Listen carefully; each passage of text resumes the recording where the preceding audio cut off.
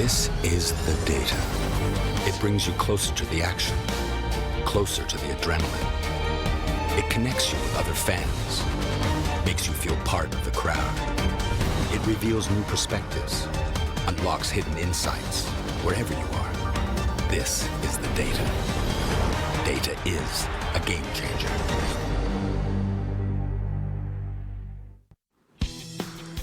Yesterday will be remembered for one of the biggest upsets in U.S. Open history. Serena Williams came to New York City hoping to complete the calendar year Grand Slam, but was beaten in the semifinals by unheralded and unseeded Roberta Vinci.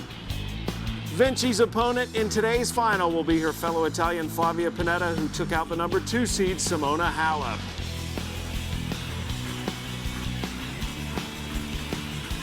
Things held more closely to form on the men's side. Number 1, Novak Djokovic took down the defending champion Marin Cilic in straight sets. And second seed Roger Federer, the 5-time U.S. Open champion, also won in straight sets over his countryman Stan Wawrinka. It'll be Djokovic and Federer for the title tomorrow. But first, it's Inside the Baseline, presented by IBM. And we welcome you to day 13 of the U.S. Open, a day in which the women will crown their champion, and it will not be Serena Williams. We will talk about that and much more on this beautiful Saturday in New York. And hello, everyone. Sam Gore along with Chanda Rubin, getting ready for the second to last day of the U.S. Open. And Chanda, obviously, everyone walking in here today, and you can hear it audibly, people talking about Serena Williams losing yesterday. What's your take on that? One of the biggest upset really in U.S. Open history for sure. And I think the biggest thing that stood out for me were the nerves from Serena Williams. Roberta Vinci played great tennis when she needed to, and she wouldn't have won if she hadn't, but Serena just couldn't quite relax throughout that match. And in the end, her opponent was who played the bigger points, the bigger moments. She was much better. In just a moment, we'll see highlights of that. We'll also preview the men's final. We'll review the semifinals, as well as tell you who won the mixed doubles title as well, as it was decided yesterday. So let's head over to the semifinals from yesterday, Chanda. Serena Williams taking on Roberta Vinci. On paper, we showed it here on Inside the Baseline. It looked like a lopsided victory for Serena Williams, not just based on feeling, but data and analytics as well. Absolutely, and we talked about, though, the fact that Roberta Vinci has the ability to mix it up, and that's what she did. That's what she was able to do from start to finish. She has the slice, she has the high looping topspin. She can come in and move forward and play around the midcourt area, and that was really her only chance, and we said it over and over again, and she was able to perform. I mean, normally we've kind of gotten used to Serena being a little tight when she comes out, but as we see highlights of the match, it looked like in the first set that things were going to go Serena's way.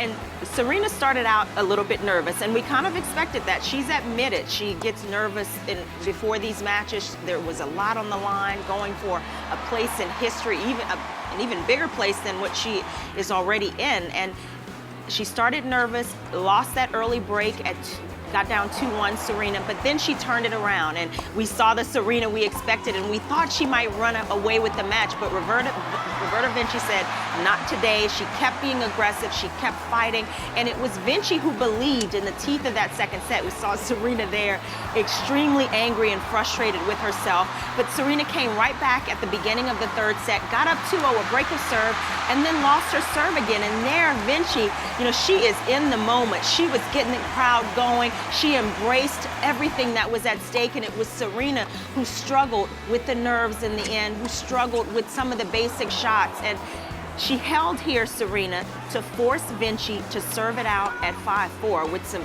superb points like this one, where Serena had to give every possible bit of energy, every possible bit of confidence that she had. But it was Vinci who was more aggressive, and this was a beautiful play here, this half volley. Vinci hit a couple of shots like that trying to serve out this match, and that was what was so phenomenal. You thought Vinci might get tight, might fold a little bit, and she was so solid. She kept with her game plan. She kept the belief, which grew as the match went on, and a disappointing loss for Serena Williams, but for Roberta Vinci, the moment of a lifetime. It was all about Vinci yesterday as Serena leaves U.S. Open, her legacy untarnished. What an icon she's been in this sport. Ironic, yesterday we had the underdogs winning, where a year ago on the men's side we had the underdog men. They reversed places. This was Simona Halep expecting to beat Flavia Pennetta. Well, we had penciled in Serena Williams and Simona Halep as the final for the U.S. Open, and both were denied. And Simona Halep, she started out very flat, very tight in this match. It was Flavia Pennetta who was more aggressive, who was cleaner, more consistent from the ground. And Pennetta broke in the first game of the second set, and it looked like more of the same. But then Halep, she had some signs of life there at the beginning of the second, got up 3-1. But then Halep again got a little bit defensive. Pennetta started playing just a little bit better, was able to raise the level of her game.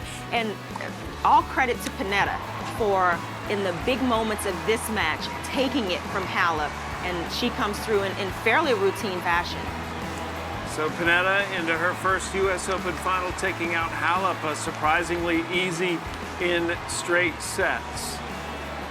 And Chanda, you know, it's bittersweet in a way, because if you're a tennis purist, I think you would be disappointed that Serena Williams did not win and achieve that one more milestone in her illustrious career, which in no way is her legacy tarnished by losing, in my opinion, yesterday. However, I think in New York, they love passion. They love the underdog and to be entertained. And so therefore, we've got a very intriguing final today. Two passionate women that entertain this crowd. We absolutely do. And I've said in the past that to beat Serena Williams, you have to match her intensity. And Roberta Vinci did that yesterday. She did it in the biggest moments on the biggest stage. And that's what this New York crowd loves. That's what you have to love as a tennis fan. And today against Pennetta, Flavia Pennetta, you know, these are two women who know each other's games, country women. There's always a little bit more of the mental side that comes into matches like that one. But I expect to see a lot of passion, you know, a lot of energy, and I definitely expect to see a little bit of a contrast with Pennetta able to be a little more solid from the ground and perhaps be a little bit more aggressive the way she was against Halep. Any idea finally where Serena goes from here, mentally and on the tennis court? I think it's about regrouping. I mean, Serena was extremely disappointed yesterday. You know, after the match, her sister Venus was with her a good portion of that time, and that showed you that, you know, Serena was a little bit fragile. A lot at stake. She put a lot of pressure on her shoulders. Maybe now Serena can relax a little bit more in tennis matches and kind of forget about going for history. She still has the chance, obviously, next year to come back out and be dominant again. So, you know, you can't count her out by any stretch in terms of winning the Grand Slam, but maybe she'll be able to relax a little bit more and enjoy some of those moments just a little bit more. And I think after the match, she was already trying to get some perspective in noting that, hey, I won 3 this year. That's not too bad. But let's transition to the men's semifinals, because the favorites did not struggle in the men's semis yesterday. In fact, it was one of the most lopsided semifinal days in U.S. Open history on the men's side of things. Of course, we had Novak Djokovic and Marin Cilic first, and this lasted about as long as the women's matches did, which are 2 out of 3 sets. Well, Marin Cilic had the worst record against Novak Djokovic going into this match of active players, and he didn't help himself with the match yesterday. He made a lot of unforced errors. He came out, just looked like he didn't really believe the serve wasn't firing. He only won his serve twice in the match, the entire match, and it started out bad. It got slightly better, but when you start out 6-love, and you only get a little bit better, that's not enough against Novak Djokovic. And Djokovic, conversely, was so clean. He didn't make any unnecessary mistakes. He was quick around the court, and he really kept the pressure on Cilic throughout this match. And in the end, what could have been a little bit of a tight third set, you know, Djokovic just closed the door, snuffed Cilic out pretty routinely. Well, I think we're also seeing what a blessing it was for Marin Cilic last year to not play Djokovic in the semifinals. He beat Federer to get to the final and win his first U.S. Open title. Had he had to play this guy, he may not have made the final. It's a horrible matchup for him. It is, and in the end, it's Djokovic who's still looking so good going into the finals. The undisputed world number 1, Novak Djokovic, moving on. The challenger, Roger Federer, has seemed masterful at this year's Open. He's yet to lose a set. And he didn't really nothing got in the way of Roger Federer in this match. Stan Wawrinka, big server, big hitter from the ground, but Roger Federer, from the beginning of this match, you could see him focused on being more aggressive, taking the play to Wawrinka. He was shortening up on some of those returns like he's been doing throughout the tournament, and it really took Wawrinka out of his game. And in the heart of this match, Wawrinka started pressing a little bit more, felt like Roger Federer shrunk the court so much that Wawrinka couldn't relax, and he made a lot more unforced errors in the second set and then in the third, and he tried to be aggressive. Wawrinka tried to move forward, but Roger Federer in the end played so many areas of this court so beautifully that Wawrinka just had nowhere to go.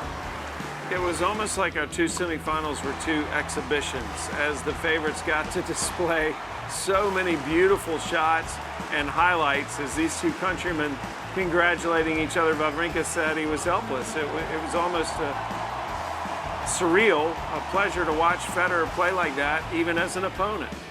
One milestone Federer achieved, he hit his 2,100th winner during his U.S. Open career last night against Stan Wawrinka. So we have 1 versus 2. Federer beat Djokovic in the final in Cincinnati just a few weeks ago. What do you think about here at the U.S. Open? Djokovic has only won this event one time. Federer's won it 5 times. I think this is probably, and we say this often, this is probably the best chance that Federer has had in all of the previous Grand Slam finals they played in recent years. And it's because of the way Federer is serving, the way Federer is moving. I mean, Federer matched Wawrinka serve for serve throughout that match. In some points, Federer was on the defense, and he was able to stick it out and retrieve until he could turn it to offense. And that's not easy to do against Wawrinka. So I think that will really come in handy against Djokovic today. With that being said, I think Djokovic knows time and time again that he has to raise his level against Roger Federer. And in a final, Djokovic has this bullseye, on his back, but also he is looking at trying to get that second U.S. Open. So I would tend to favor Djokovic just a little bit from the ground. He has the ability more than anyone else to blunt, the aggressiveness of Roger Federer, but it's going to be a blockbuster matchup. Can't wait. Well, we're offering opinions as to who we think will do what tomorrow, but obviously this show is sponsored by IBM, and they are the numbers experts. So let's take a look at the data and analytics of this matchup between Roger Federer and Novak Djokovic. And to help us is our very own Renee Stubbs.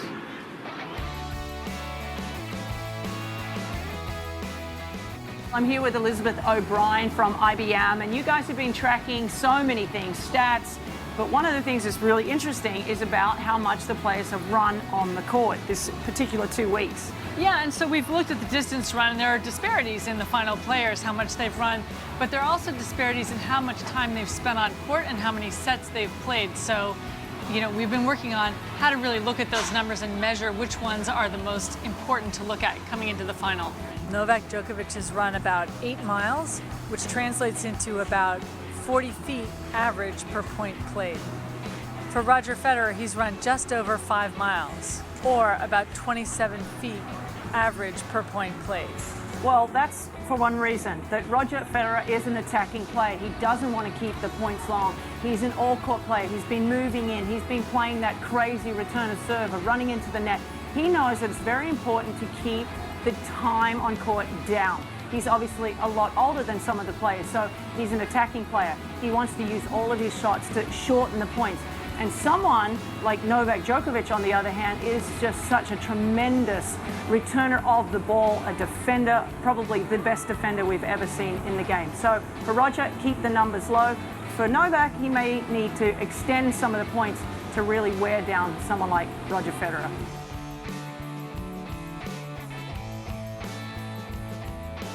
Well, thanks, Tubbsy. I mean, look, these guys are not arriving at the final taxed at all physically. What are your thoughts on that and the way they should approach each other? Well, for Djokovic, we know he's going to spend more time on the baseline. Roger Federer, as Renee mentioned, is so much more aggressive now. He's trying to shorten points, and he has the ability to do that.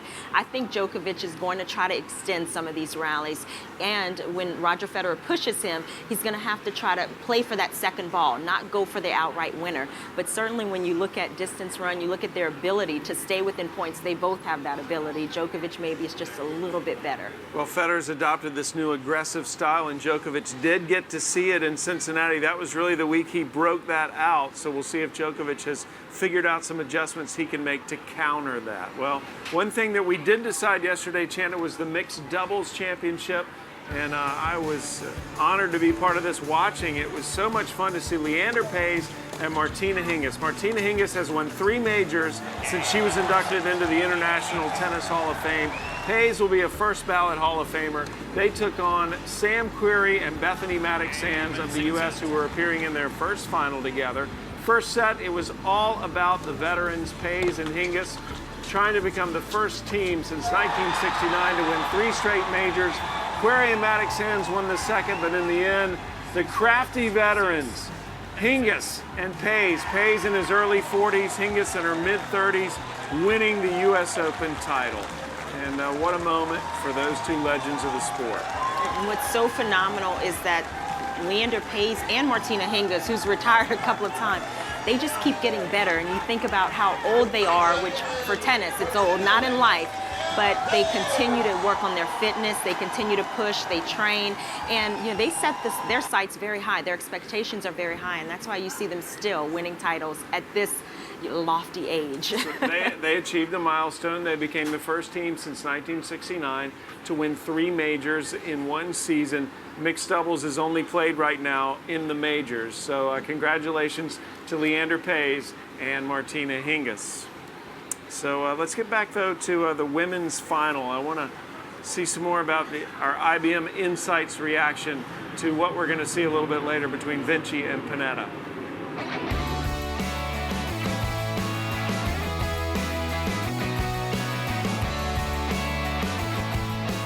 Flavia Pennetta's 5-3 in 8 career head-to-head matches with Roberta Vinci, including their last meeting here at the U.S. Open in 2013.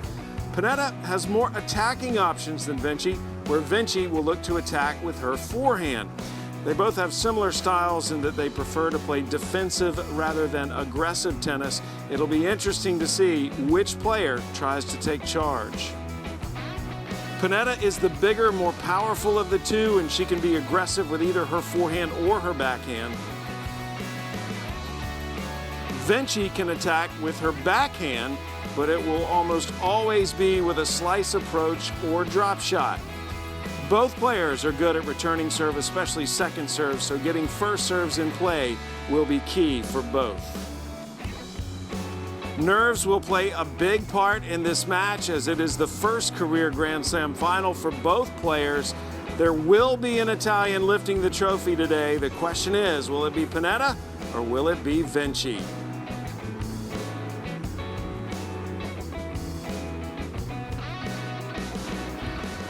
Obviously, Chanda, just having commentated tennis for a long time, when I see what Vinci just did and all the reaction, which was great yesterday, it concerns me about that player coming back today. You played the sport. How do you put all of that emotion and all the attention she's undergone within the last 24 hours aside and focus on a final? And that's the difficulty, especially when you're not used to doing it, as Vinci is not. And you wonder how much emotional currency will she have today to bring to this match. Flavia Pennetta threw much more easily, not nearly as emotional, not nearly as difficult. And so she will have a little bit more in the tank, a little bit more in reserve. But when you consider for Vinci the fact that she just took out the #1 player in the world, who has been so dominant, who was going for so much, with so much on the line, that kind of confidence, you can't undermine really how much that will help her in a final like today. And honestly, I think Roberta Vinci, she has a great shot. She hasn't had the best record against Flavia Pennetta, but I think for Pennetta, the nerves may come into play a little bit more. She's said this is going to be one of her last tournaments. She's going to be retiring soon. So, she's feeling like this is her last chance perhaps to win a Grand Slam, which she never even dreamed of. So I think there's a lot at stake for both women, and it'll be an interesting match. But as you said there, Pennetta has just a little bit more firepower in the big moments. Well, we've been focusing a lot on numbers with this show being sponsored by IBM, but as we've seen time and time again, you can't underestimate the power of the heart. However, numbers are now all of a sudden becoming more frequent in sports, and players have access to stats. So I'm interested to see this next piece, our Game Changers question of the day.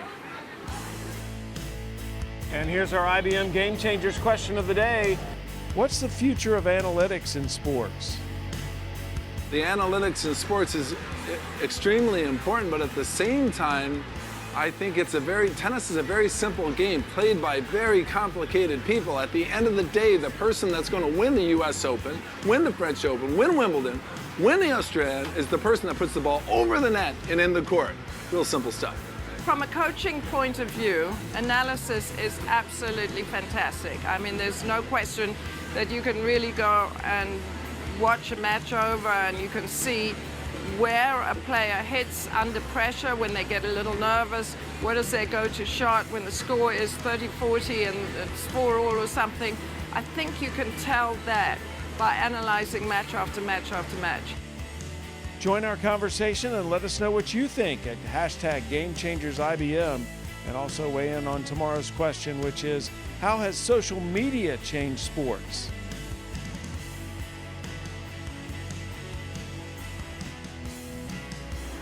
Okay, Chandler, we're almost finished. A lot of times we say, you know what, if this was my last show, I would say this. All right, it's your last show, so go ahead. It has been awesome working with you, Sam. I feel so fortunate and lucky. That's what I would say on my last show. No, but I'm looking forward to the finals. I've enjoyed these last couple of weeks, almost 2 weeks now, tennis, and wow, history being made all over the place. Well, we won't put you on the hot seat tomorrow because you won't be here, but who's going to win the men's and women's final? I'm going to go out on a limb, pick Pennetta for the women, and for the men, I'm going to stick with Djokovic. Okay. Don't be mad at me. All right. Yeah, I'm a Federer guy. Okay. All right.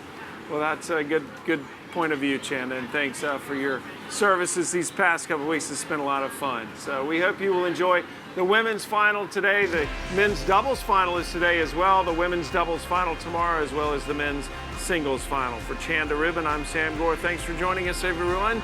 You've been watching Inside the Baseline, presented by IBM.